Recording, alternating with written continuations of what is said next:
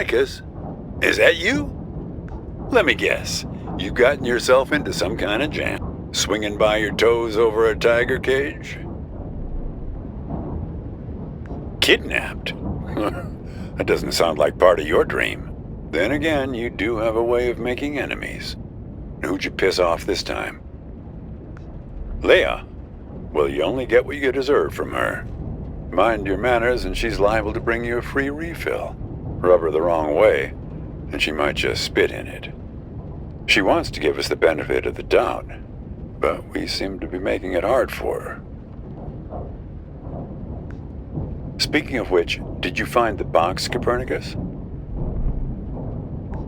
Have you opened it yet? Figure out a way to open that box, Copernicus. Inside, you'll find out who you really are.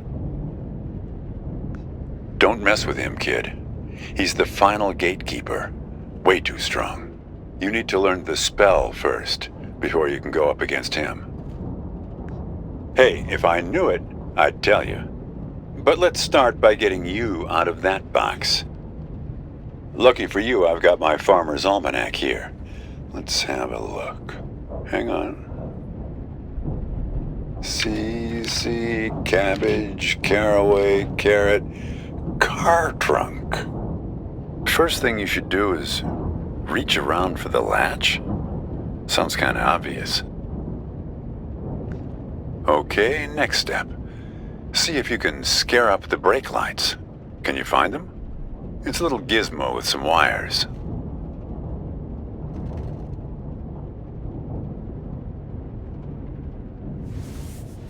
Okay.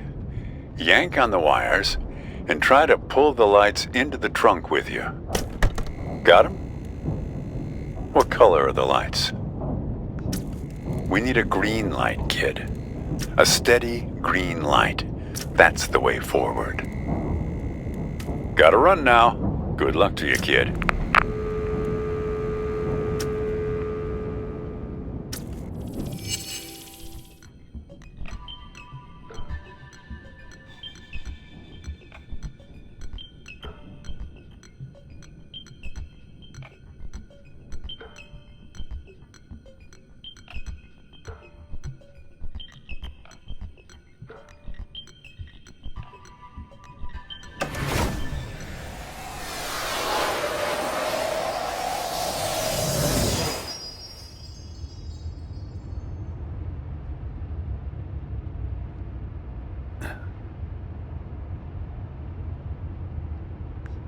ما أدري شو تسوي بسيارتي، بس من خبرتي بهذا المكان راح تسح بعدين. English. آسف، ما أدري هاي مو صدق، بس أنا أشعر بيه كاني منصدق حجة سعر. كل شيء هنا إلها دلالة رمزية، السترن، الجير ولا القرن على الدشبول. هسا حتى لو أحد إيدي من السترن، السيارة من كيف تمشي عدل؟ إيه معود على كيفك، أريد أوقف.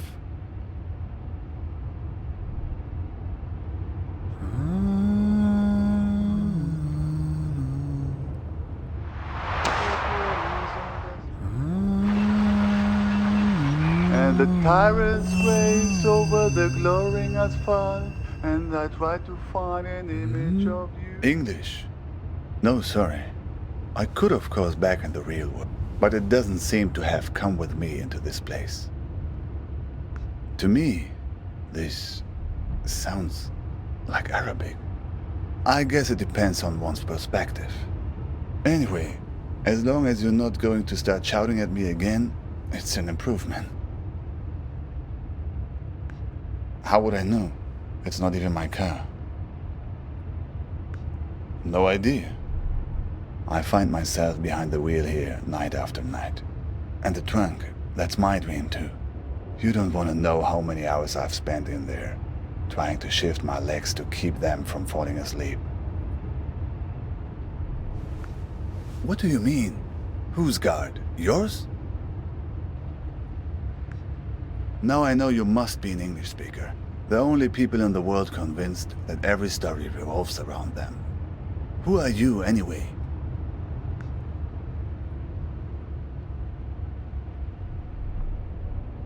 I'm not sure actually. But here, it's funny. On this highway, everybody calls me Al-Shatir. Copernicus, huh? Suddenly, this doesn't seem so arbitrary. Never heard of Ibn al-Shatir? A famous astronomer. I guess you don't learn about him in your schools. One of the forefathers of astronomy, in many ways a predecessor to... Yes, that's right. Copernicus, Al-Shatir. Two iconoclasts from different lands who challenged the belief that the sun revolves around the earth. Two dreamers who had the conviction that their unique consciousness is not the only thing in the center of the universe. Maybe you're not just part of my story, like I'm not part of yours. You were trapped in the trunk, where I've been many times. It's like you've wandered into my dream, and I've wandered into yours. Takes a leap of faith, I know, to admit that we both exist.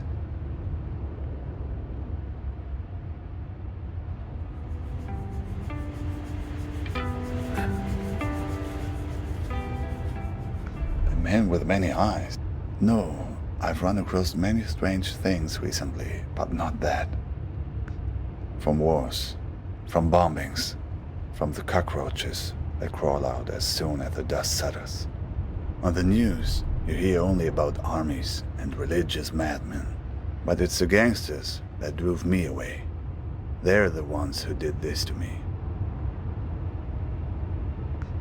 They were looking for my brother-in-law because he worked as a translator for the US military. Neighbors warned us we should move, and so we did, twice.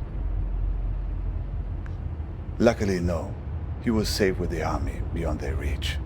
A few years passed and we forgot about the threat. Life had returned to normal, and that's when they came back and picked me up.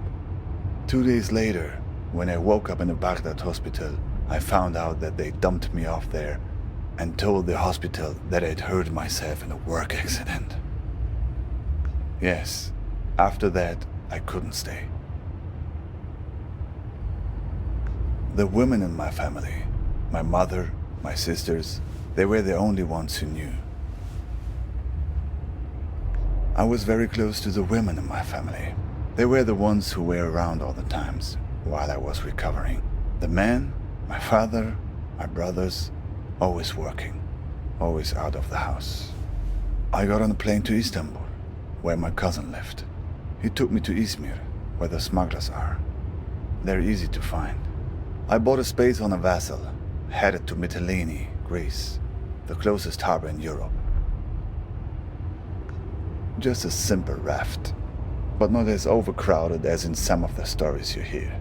I was lucky, at least in the beginning. We couldn't leave for 5 days. Too many Greek army ships in the sea. Every morning, getting up at 3:30 to make a go of it. By the 5th day, I was so tired of waiting that I wasn't even scared to get on board any longer. Finally, impatience had overtaken fear. We did not make it to Europe. A boat pulls up next to us. People are trying to understand what's going on, but the men on the ship only speak Greek. At first, people are worried that it's pirates.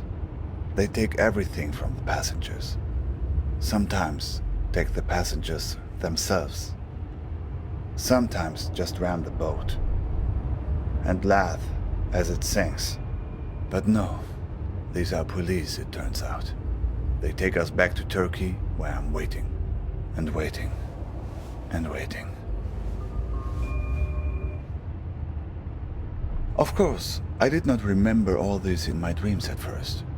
These were things I remembered from clues I found along the highway.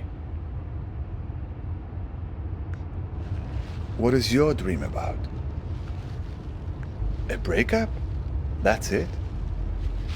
Ah, that's more like it. Who has been kidnapped? Who is this person that's been taken away from you? Do you have a photo? Who knows? Maybe I've seen her somewhere along this highway.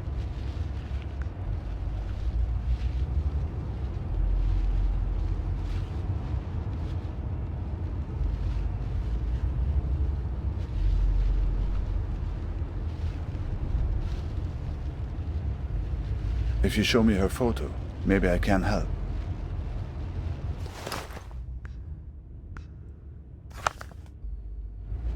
I know her. The same woman, but with different hair color. I just saw her at the gas station a few miles back. An imposter? But she waits tables at Dante's, right? Betrayed by a friend. That's a familiar note to me. And yet, the waitresses at Dante's usually play it straight down the line. They can dish it out, but they only give you what you deserve. See, that was your first mistake. In this place, it's important to see things for what they really are. Keep them pinned down. The moment you start shifting things around to suit your needs, well, you're like Pandora, opening the box.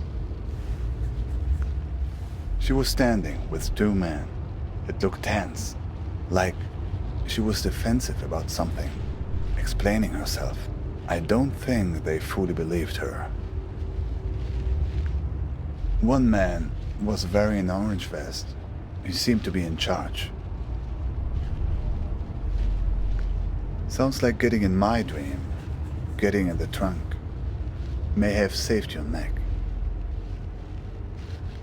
I just heard one strange thing they said, that they were looking for a guy with 8 fingers. They were going to find him. Something like that. 8 fingers. 8 digits maybe. Uh-huh. And you wouldn't happen to have a strange blue box with you, would you? That was the other thing they mentioned. They have the key, but don't want the box opened. No, I didn't get a look. Say, have you noticed how many tumbleweeds there are suddenly? I don't know, but the weather also seems to be turning suddenly. Turn on the radio and see if you can find a weather report.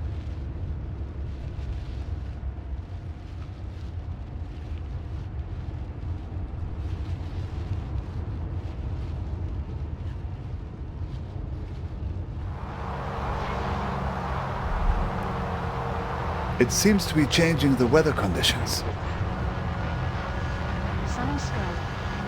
Sunny skies today, and we could hardly ask for better weather. A balmy 72 degrees with mild breeze. Suddenly, it's sunny. It's not working. They're stuck to the car. We need some other kind of weather to get clear of them.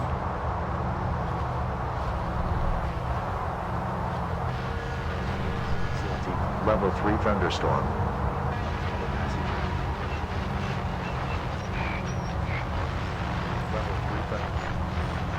High-speed connectivity. Level 3 thunderstorm. 60-mile-per-hour wind gust. Looks like tornado conditions now. Look, the tornado. It's starting to pull the tumbleweeds off the car, but it's not strong enough.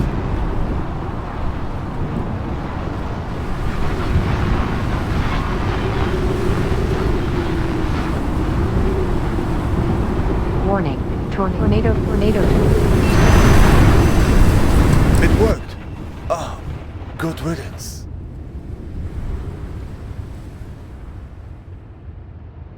Look, that was very strange, even for this place. And the eyes on those things. It seemed they were spying, searching for something. Did you notice? What do you know about these guys, the ones who are after you? Seems he had a few extra to spare for the tumbleweeds. I see. What else? Oh, let's see.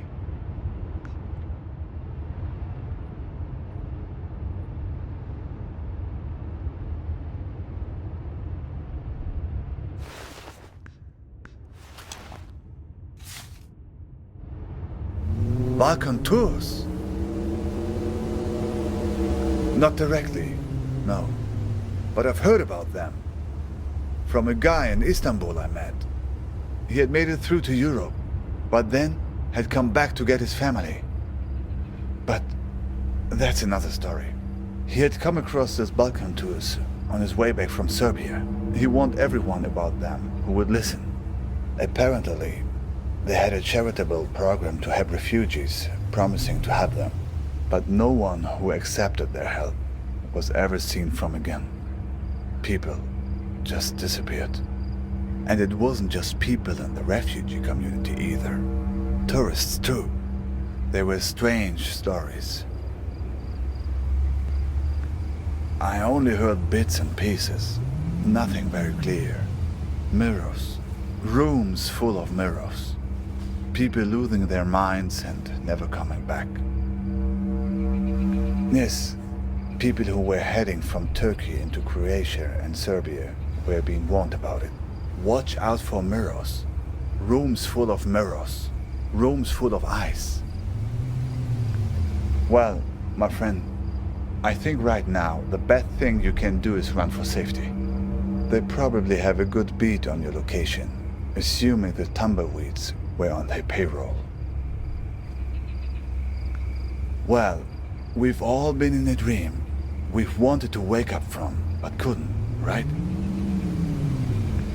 Let's just say there are people who thrive on that fear and have ways of keeping you from waking up. Exactly. What did you do to these guys anyway? Why you? Right. Where did you get the box? They must be worried about what's inside. Worried it will expose them, all the things they've done, to her and to all the other people they've hurt. I wish I knew. Even if I make it to my destination, I'm still not home. That's what it means to be an exile.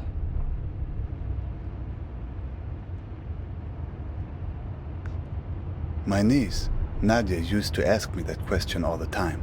Where are you going, uncle? She was the only young person who knew I was leaving. Imagine, she knew when my father didn't. I was always mad at my sister for telling her. She would ask me that when I was putting her to bed. The only thing you can tell when a person that young asks you a question like that at bedtime. I told her the truth.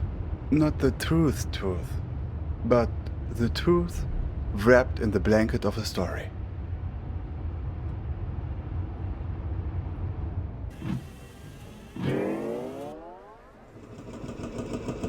There's a place where the river Tigris runs through Baghdad. A place called the Two-Story Bridge. When I was a kid, I would go fishing there and look out at the water and wonder where it all led. As a child, I was told that the farthest place on the earth from Baghdad is a place called Fiji. I would train my eyes on the horizon and imagine that all the water led there, to the point where the sky met the earth. To my child's mind, Fiji was the place where the sky touches the earth. These people of Fiji, they must be very tolerant people to live in such a place where one has to stoop over at all times and can never stand up straight. Eventually, they resolved to leave and find a new home, where the sky was farther from the earth, where the pandanus tree can grow high enough to be woven. So they left this land right under the sky, leaving behind those people so old and bent that they no longer cared to stand up straight. The other Fijians gradually moved away from the edge of the world, and the sky got a little higher, and then they found a marvelous place. It was fertile and lush, with excellent weather, an orange tree for every backyard.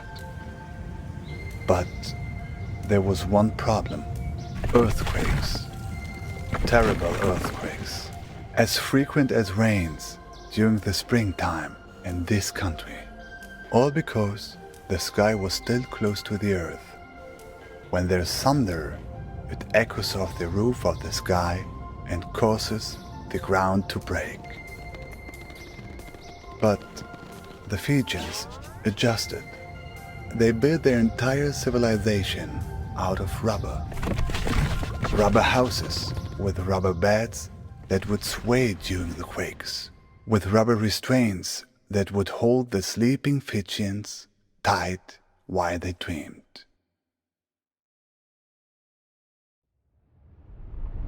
But Nadia didn't want a bedtime story about that.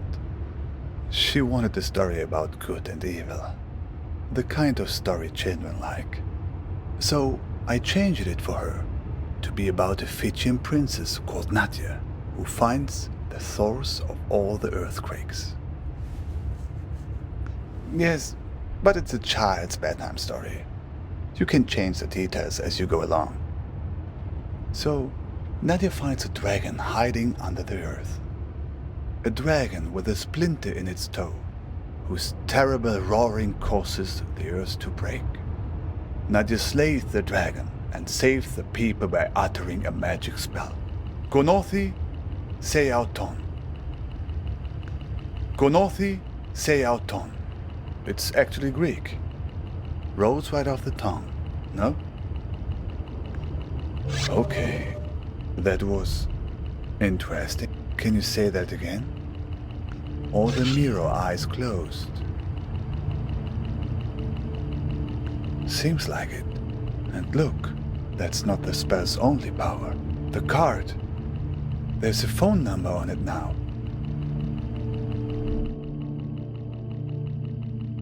Do you know what this means? I think you're ready to make a certain phone call.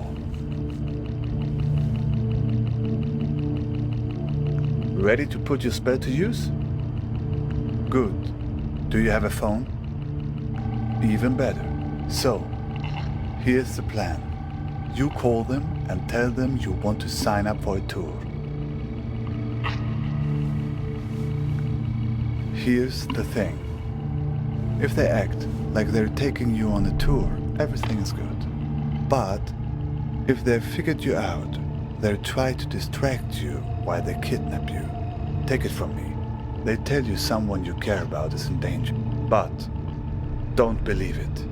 If everything's fine, then everything's fine. But if someone you know is in danger, it's a trap. Get out of there. Are you ready? Dial the number.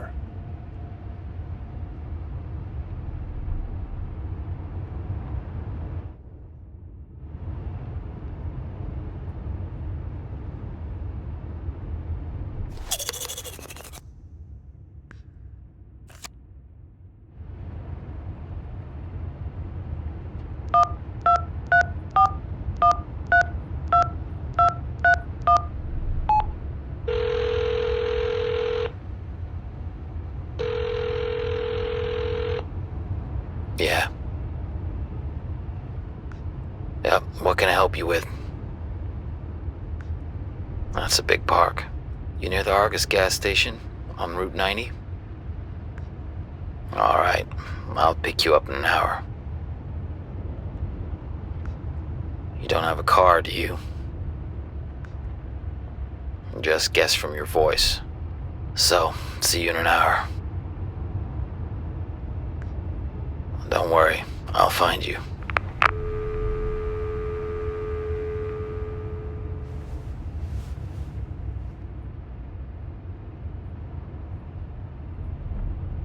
So, it worked then? I think you'll be fine. Just keep the spell close at hand. And remember, if they start telling you someone close had been hurt, it's a trap. Isn't that how these things normally work in the stories of this country? Other characters shows up, imparts some hard-earned wisdom, then conveniently fades away. It's a few minutes before 3:30 in Istanbul. There's another raft waiting.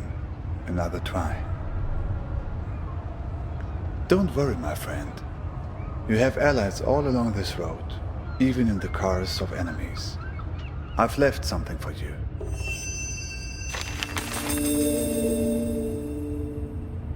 Hey, sorry I haven't written in a while.